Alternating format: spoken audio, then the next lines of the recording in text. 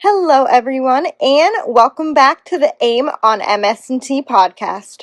I'm your host, Kate, and I'm so glad you have joined us today. If you are new here, let's catch you up. AIM stands for Academia, Industry, and Military, which are the sectors that form the foundation of the modeling, simulation, and training community right here in Central Florida. Together, they make up what is known as Team Orlando, a collaborative partnership driving innovation and mission readiness through MS&T. Each episode, we sit down with leaders and innovators within the MS&T world to talk about what's new, what's next, and why it matters, especially to our Team Orlando community.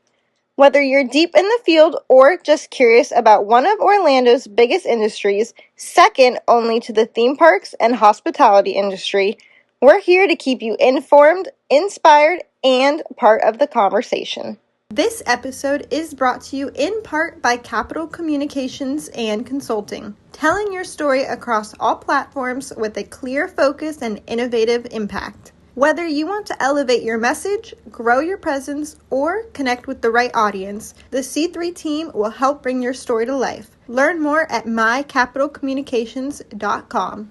Today, our guest is Colonel Jason West, Director of the Synthetic Training Environment Cross-Functional Team, also known as STE-CFT in Orlando, Florida. Thank you for joining us today. To start us off, you began your career after being exposed to the ROTC program. Can you tell us what initially drew you to the Army? Yeah, good afternoon, and really appreciate the opportunity to come on the podcast and talk to you and talk to the listeners. And so really what began the career is probably a story about family, teamwork, camaraderie, and really a sense of wanting to be part of something greater than myself. Grew up in the Midwest, a small town, Stillville, Missouri. Little spot on the map dot, and then went to Owensville High School, and there got into a lot of sports. Okay. And so that's where the team building, that's where the camaraderie came, and then went to Lincoln University, where both myself and my brother went to school there.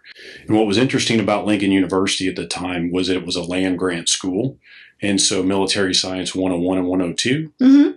Requirement for all freshmen to attend. Oh, okay. And so you do land navigation, you get to shoot indoors, you get to rappel, and you're part of a team when you do this. And so some of those things that I enjoyed from sports were there in the Reserve Officer Training Corps team that was there as well. And so what was going on with our family at the time was Lincoln University in Jefferson City, Missouri, had feeder classes for engineering to the University of Missouri Rolla, which is now University of Missouri Science and Technology. And it was cheaper. So my brother, who was going to be a mechanical engineer, was taking that route. I was going into accounting. I was a year ahead of him. And the family had come forward and said, hey, affording both of you simultaneously in college is challenging. Yeah. My brother had attempted ROTC scholarships at other universities and had not been able to get one. And so I said, well, let me try here locally. So I tried out and immediately was granted a 2-year scholarship. There you go. Which helped the family out. I enjoyed what I did. And that allowed the family to be able to kind of support both of us going to school. I gained a scholarship. He went on to University of Missouri, and where today he's a mechanical engineer for a manufacturing company, and here I am. Yeah. But it really was kind of family, and then a little bit of that sports, a little bit of that camaraderie, teamwork, but overall really being a part of something greater than yourself. And I think the military had all those aspects when I started out. Absolutely. Building on that, your career path has taken you from serving as an aviation officer to now leading the Army's synthetic training environment. Can you walk us through how that journey unfolded for you? Yeah, so another interesting story and career path. So as you described, first 17 to 18 years leading and flying Army aviation formations was phenomenal. Yeah. So I'm a UH-60 Black Hawk pilot. Okay. Led every formation from a platoon leader through battalion command. And what you learn along the way is at some point you kind of have to grow up and you begin to start leading how the or managing, right, how the Army runs as a leader. So you go from leading a 700 person, 7-company formation at a battalion level, and then you go to the Pentagon and you get humbled in how the Army runs, and it's kind of like, okay, now I've got to step to the next level. So for those first 17, 18 years, all tactical, all aviation, leading to all those levels. And then the last 7 years has been really an experience in how the Army runs and an understanding and learning process of the 3, what I call decision-making cycles for the Army. And one of those, the first job I had coming out of there was I was an executive officer for the Program Analysis and Evaluation Directorate, as we call PA&E. Okay. That's under the G8. And what they're responsible for is programming the future defense programs. We call it the FYDP, the Future Years Defense Plan, FYDP. And that is where you start to realize, oh, so that money that paid for our blade hours, our flight hours, that money that paid for my training, it was already thought about 5 years prior because you're programming it, you're resourcing and thinking out. That's huge education to learn how those processes work inside the building. So that was my first experience at one of those decision-making cycles. Then a little stint at the National War College. Came out of there and I went and worked for the J8, Joint Staff, J8, and where I led an organization which was called the Studies Analysis Gaming Division. And here I helped lead war games. They were seminar style, tabletop, very senior leaders that were in the room. It would not be uncommon for you to have a CEO in the room, also with leaders from any one of our departments or agencies within the government, talking about implications across the globe. And what we began to learn there was, how do you implement the instruments of national power, diplomatic, information, military, economic. So that was a very interesting executive level kind of position and job, but also had wargaming, just a different kind of wargaming, which we'll get into later in the discussion. And then the next job was the director of Trade Ops Proponent Office for Synthetic Training Environments. So it's kind of like complementary to this job here in Orlando. Okay. They're underneath the Combined Arms Center for Training, or CACT. And that's where I really began to learn about requirements development. That is, how do you develop a requirement? How does that requirement go through the process? How does it go to PEO STRI and then go out to industry to be material developed? And then ultimately does it come back to CACT, is where I was at, and we manage that capability once it's delivered to the Army. So that was that side of the house. And to kind of complete that triad was defense acquisition is always adjacent. And so that's really where our counterparts there in the Program Executive Office for Simulations, Training, and Instrumentation, PEO STRI, next door is at. And so that really describes kind of in short, the 20 plus years, but really the last 10 where I've really worked in, I'd say close to 10 in the requirements kind of development, resourcing, and defense acquisition. It's very interesting to hear how your path led you today to STE. For those in our audience who might not be as familiar, can you break down what the Army Synthetic Training Environment Program is and what your specific role within the organization does? Yeah, so the synthetic training environment, interesting word, right? We even in the office, like, is that the right? Are we describing it correctly? What are we trying to do?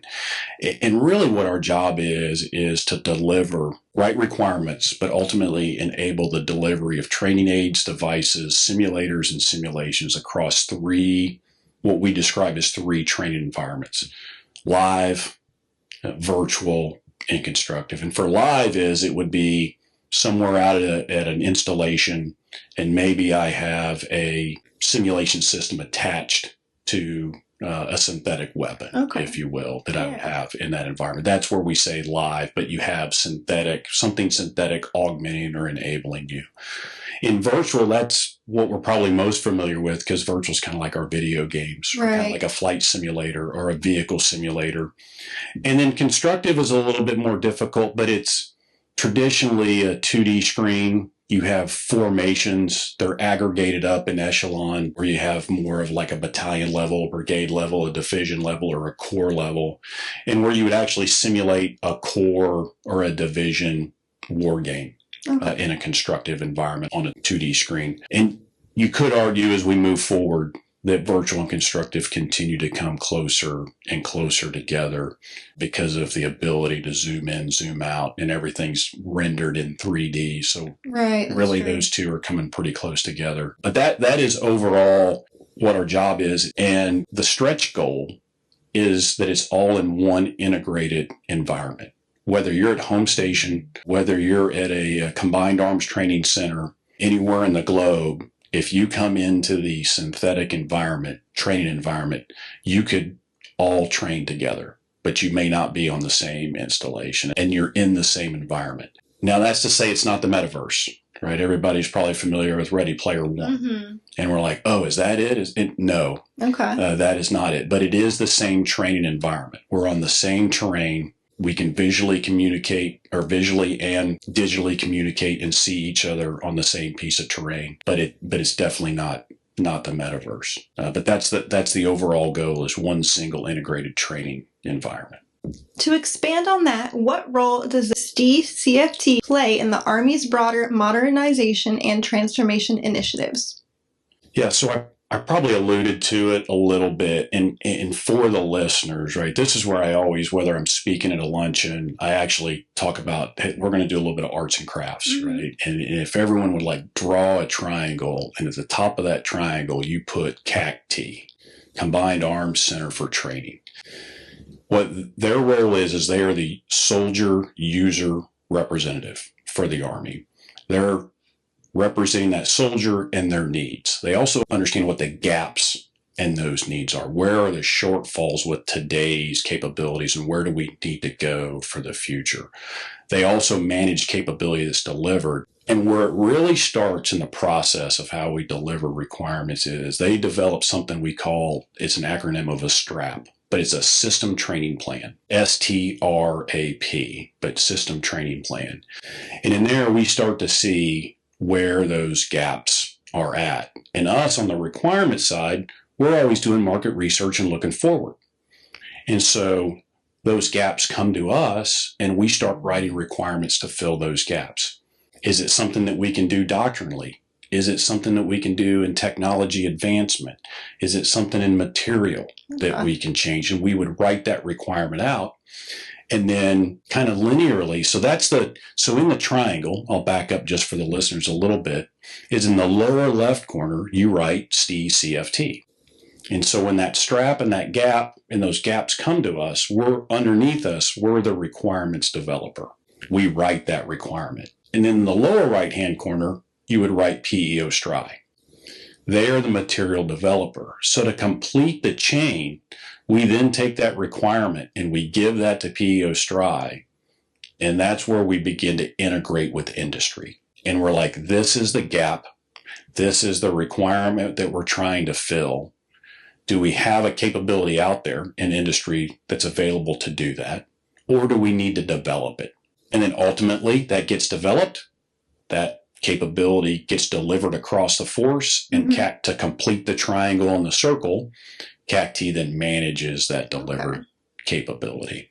And so that's the greater, what I call the triad of how kind of the requirements, material development, and capability management process works. Now let's shift to the leadership side of it. As the director, what immediate priorities did you set upon assuming this role?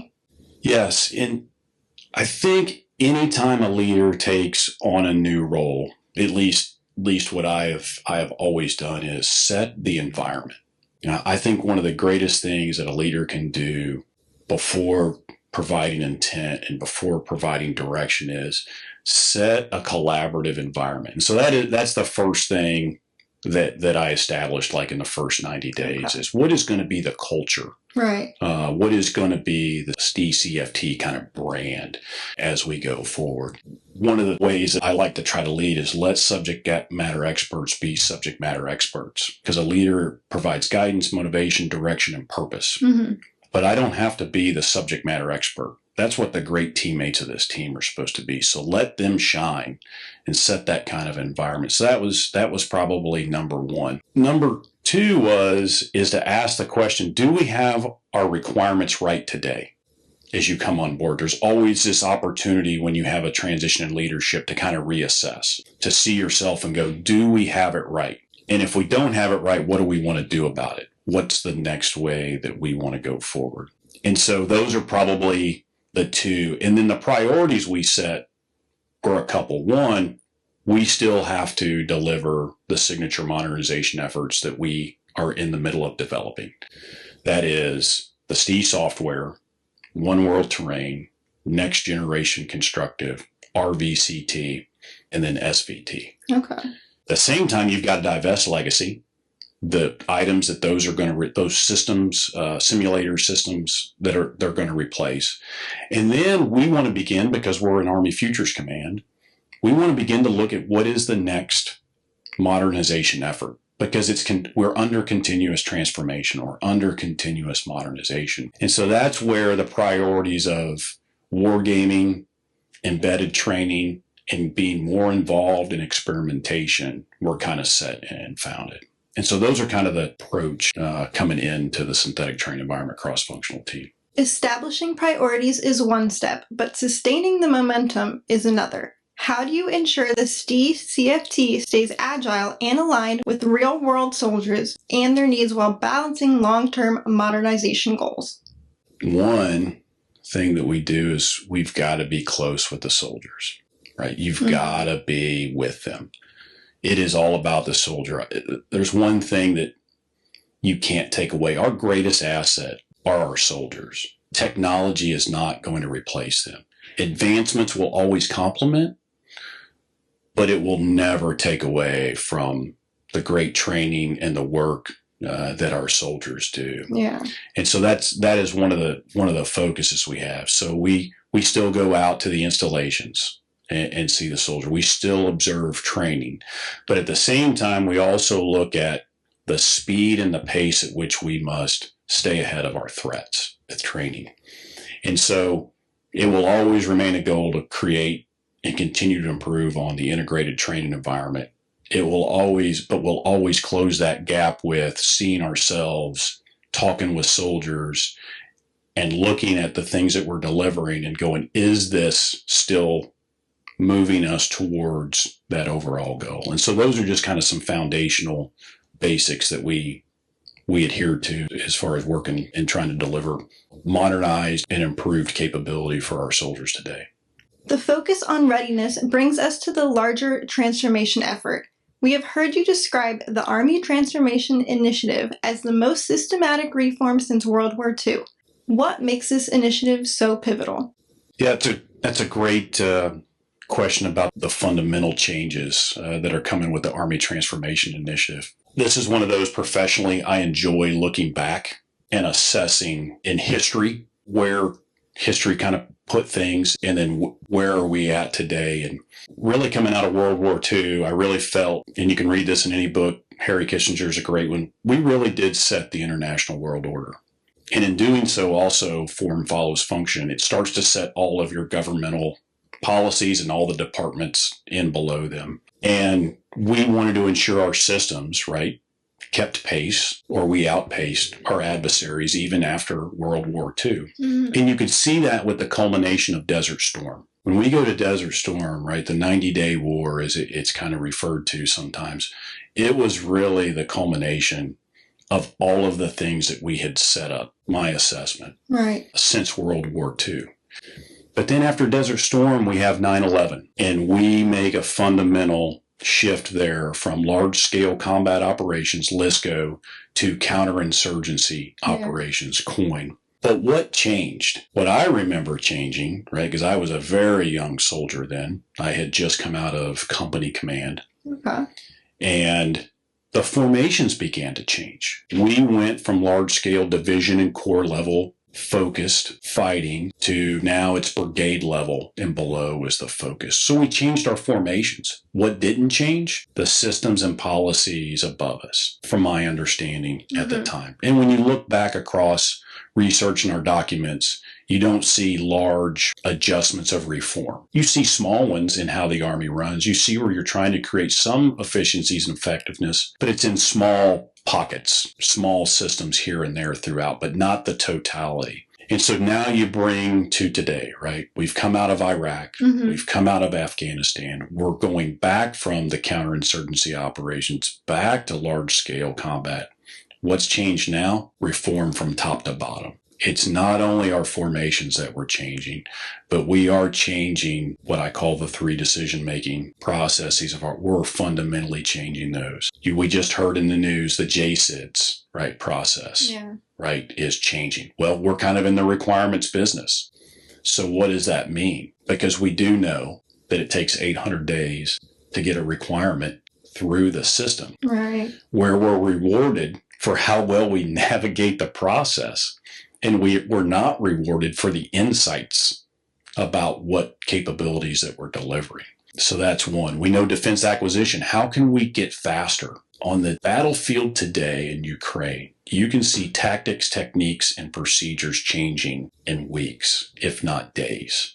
You can reprint something and you can learn a new way to employ that capability. An 800-day process is not going to keep up with that pace and that threat. It's just not. How do we do that? Yeah.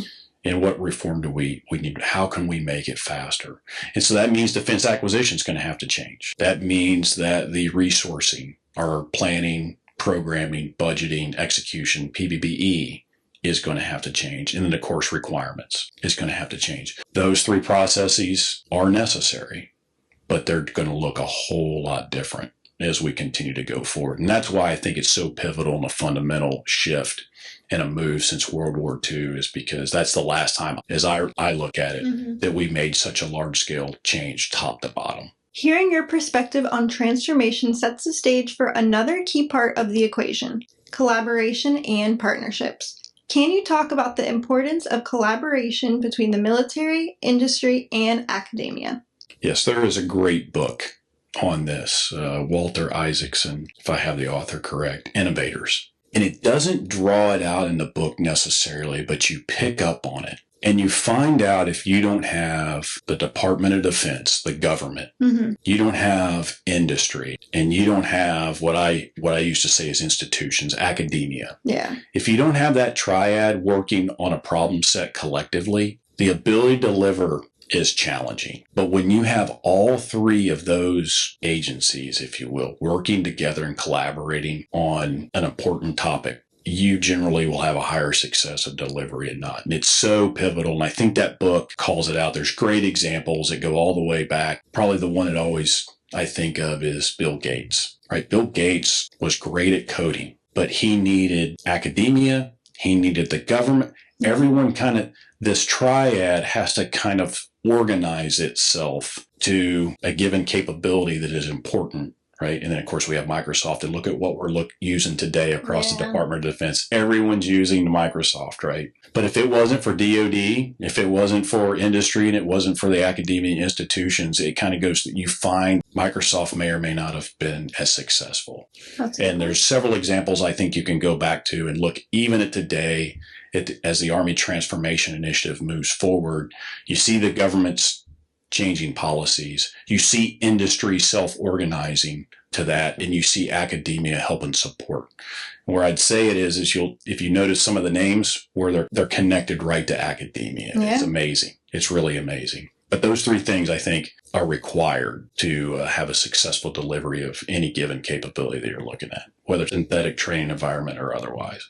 Continuing on that, the STE-CFT works closely with PEO STRI to bring new training capabilities to the force. Can you share how that partnership works and why it's so crucial to the Army's modernization efforts? Yeah, and so it goes back to that triad that we talked about. Our relationship is outstanding. Myself, General Beeler, her team. It's never been better. Matter of fact, it's very interesting how much we're in each other's offices. That's great. Communicating. And I'm not just talking at the leader level. Because in PEO Stride, we're probably 33% of General Beeler's total portfolio. She has got a lot of other training and instrumentation that she works on besides the synthetic training environment. Any given day, you're going to see us over there, them over here, talking and communicating and collaborating. It was a few weeks back. We were working on next generation constructive. We were going to have a demonstration of a new capability that we were looking at. And I had just finished talking to CACT's DCG, Deputy Commanding General, Brigadier General Wilson. And he's like, hey, I got some things I'm thinking about. Here's what I'd like to see, because it's going to support my warfighters in the future. I walked down the hall to talk to my team about it, and just so happens the program management shop team leaders are in there too, collaborating. And I'm like, man, this is amazing. Yeah. Let me tell you what General Wilson just was thinking about, and just kind of lay it out there. And everybody's taking notes, and it's like, this is great, this is that. Well, we can't do this until we do that. Everybody slaps the table. And it wasn't not wait until the next battle rhythm event. It wasn't like, well, we don't have a meeting until next week. It was right there at that moment, how to change a product, how to deliver what we want to talk to senior leaders about. That's amazing. And just amazing collaboration. But really, I think key is, at least on the requirements and the material development on our side, is us being strategically located here, kind of what I call the models and sims capital of the nation, which is Orlando, right? And having us be able to write requirements and material develop in our integration with industry is what I really think is important to not only about our relationship, but about our industry partners here in Orlando, Florida. So another piece of that is one of the great things here in Orlando, and really with Team Orlando and your team, is when I work with the other cross-functional teams, I don't hear about Team Detroit. I don't hear about Team Huntsville, right? And I think also the ability to work with you, the outreach with Team Orlando, the outreach with the National Training and Simulation Association, I think is another key aspect and point of all of us and our relationships that are here. It's just really great. It's something special to be co-located, and I know a lot of us like to work remote, but there is something special about being able to go down the street or walk across the hall and just have a face-to-face conversation on any given topic or issue. How is Team Orlando's unique ecosystem of other services, academia, and industry helping advance the STE-CFT's mission? Yeah, so we're on LinkedIn. You can find us, Synthetic Training Environment, CFT, so it's spelled out. And really just getting the word out about what we're doing. What's interesting is sometimes, like, we are in the models and sims capital, right, of the nation here in Orlando. But we know that there are great capabilities all across this nation. And if you don't have the ability to reach out beyond your own walls or your own bubble, it goes back to that great question. You got to have defense, you got to have industry, you got to have academia. And while you have that great ecosystem here, the only way to get out of with that is Team Orlando. Team Orlando is how you break out of that and to get that across. And then, of course, we always want people to come land here, right? It's like, hey, come on down. And so that's really what kind of expanding on the previous discussion point. But I think that's really what's great is the ability to also go beyond and work with industry partners or otherwise beyond Orlando. With such strong collaboration in place, the next piece is innovation. What are some of the most exciting capabilities the STE-CFT is currently working on, and how are you leveraging emerging technologies like AI, XR, and digital twins to create more immersive and effective training? I love talking about the modernization stuff. I love talking about what are the next ideas. And so when I came here, wargaming, right? So my background was in wargaming, although it was high level behind highly classified doors. I still wanted to bring a better wargaming capability tactically to the Army. And so that is one of the efforts that we're looking at. And so it goes back to the point of technology is not going to replace our greatest asset, the soldier. Right. But I think it's going to help train and enable them to be smarter, to be more adaptive, to critically think. And when you think about wargaming, we can teach COA analysis, right? Course of action analysis, course of action development. Hey, based on this scenario and based on this threat, what is, with the formation that I have, What is the best way to move forward to be successful? Well, once I'm finished training that, teaching soldiers how to do that, wouldn't it be great to have an AI-enabled war game, collaborative alongside that, and where I'm at the 18th hour of the day, it's time to go get a few hours of sleep, but I can press play and that game runs 1,000 times that scenario, and it comes back and it kicks out the analysis that allows us to assess what we just learned and tried to solve ourselves to make us better. So that's just one of many, but that's where I'm definitely looking at like, hey, how can AI enable course of action analysis, course of action development, wargaming, rehearsing before we actually go out live and train. So that's one. The other one is, and you've probably heard about it, is embedded training. What an amazing capability to have training on board the weapon system that I am charged with using. And so right now, we just came back from the Maneuver Warfighter Conference at Fort Benning, Georgia. That was between 9 and 11 September, where we demonstrated a training capability on a Bradley fighting vehicle. And it went amazingly well. That not only is a great capability, but it's also about how fast can you develop and deliver. 6 to 8 weeks of work to put 2 Bradley fighting vehicles together on board, not using joysticks, using all of the instrumentation, all the organic systems on the platform. I was sitting in a field, but I was inside the vehicle. I was in a virtual training environment. Maneuvering. That's pretty cool. It was very cool and very amazing. And so that's another one. But what you could do with XR and VR, well, what if I can't put it organically, right? So for XR and VR, what if I can't put it organically on the system? Well, I could append it and I could use VR or XR. Maybe I'm sitting in it, but I have my VR on. Right. And so tactically, maybe it has video pass through. I can reach out and I can touch everything. And to that case, to go back to wargaming, the same is there as well, because now I can see the battlefield 3D, where I could do my rehearsing for maybe a platoon exercise. And I'm no longer doing arts and crafts and I'm on the dirt and I have a yarn for grid for the marking off the grid squares. I have paper tents up to mark off key objectives, and it's all this arts and crafts. And then somebody walks across it and they kick over the objective or they knock over a building. What if I do that in VR and I have the ability to manipulate, and I still have to have some way of reaching the items, right? So you'd have to be able to see your hands and see the board and adjust it, but to still do the same fundamental basics of rehearsing for a mission. So I think those are they're super exciting. I'm super excited about them. Those are the next set of things that we're thinking through beyond our signature modernization efforts that we're working on delivering today. That's amazing. As we come to a close, we like to ask this question to wrap up things and give our listeners some final thoughts. What advice would you offer someone who is considering going into a similar career path as you? In particular, what would you tell someone that you wish someone had told you when you were deciding your future career?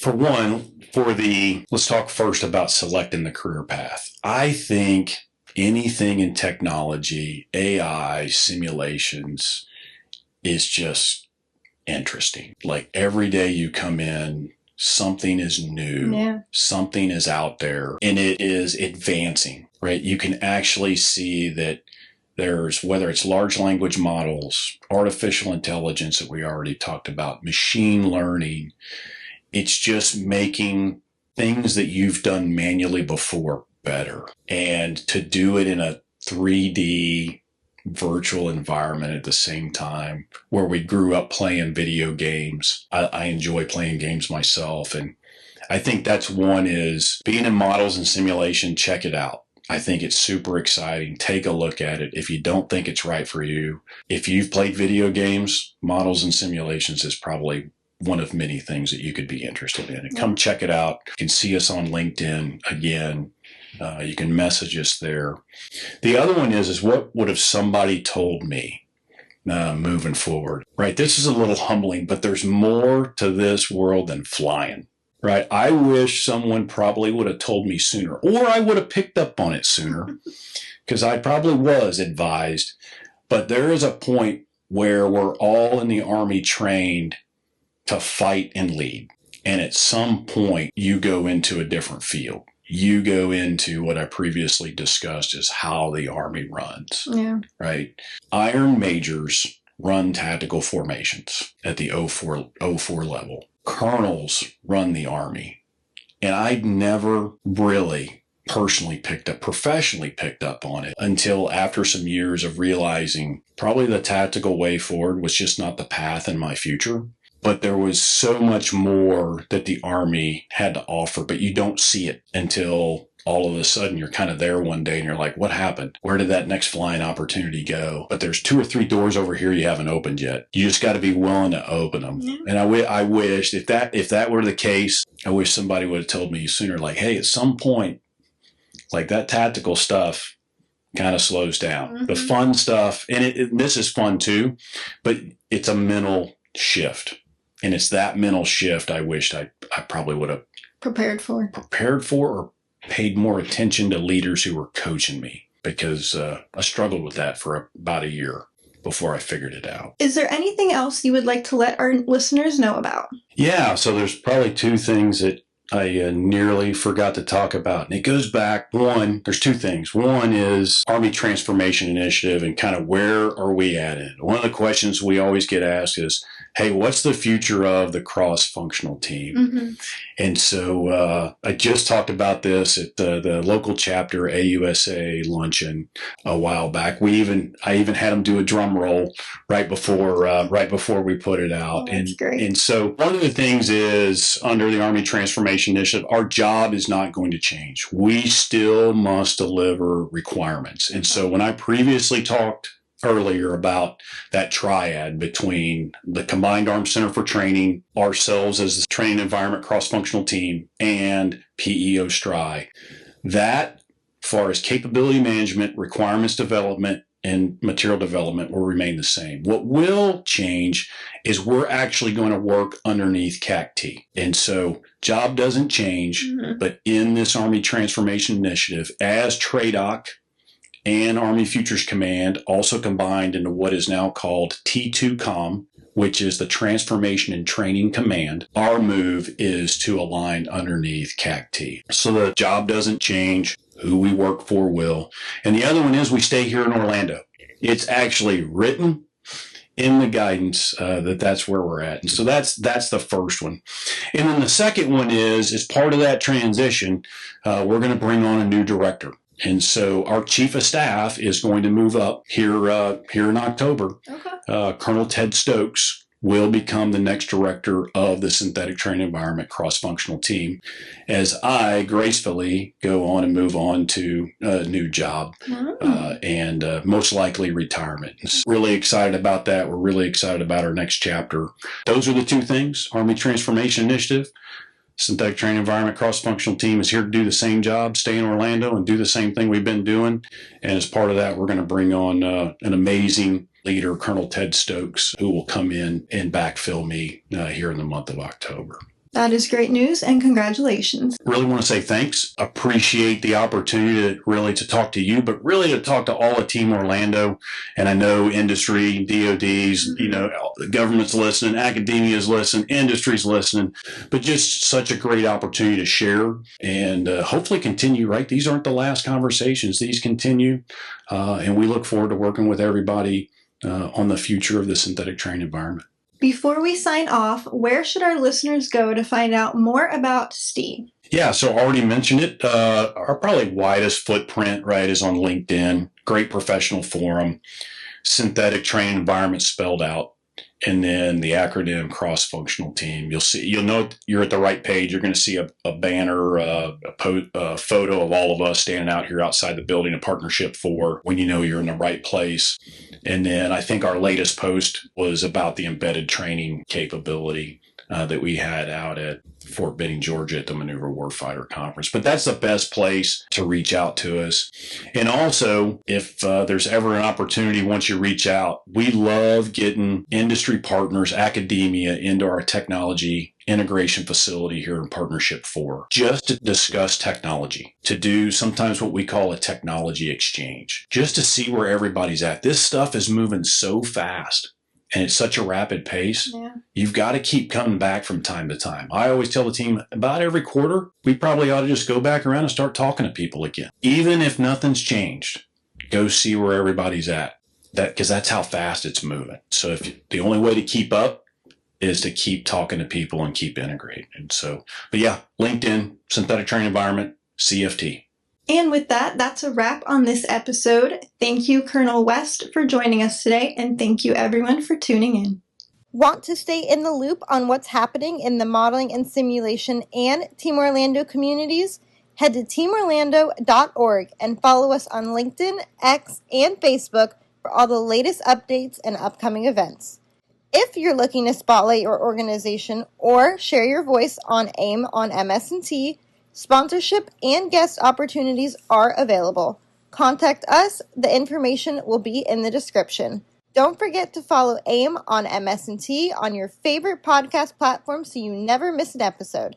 I will talk to you all in the next one. Bye!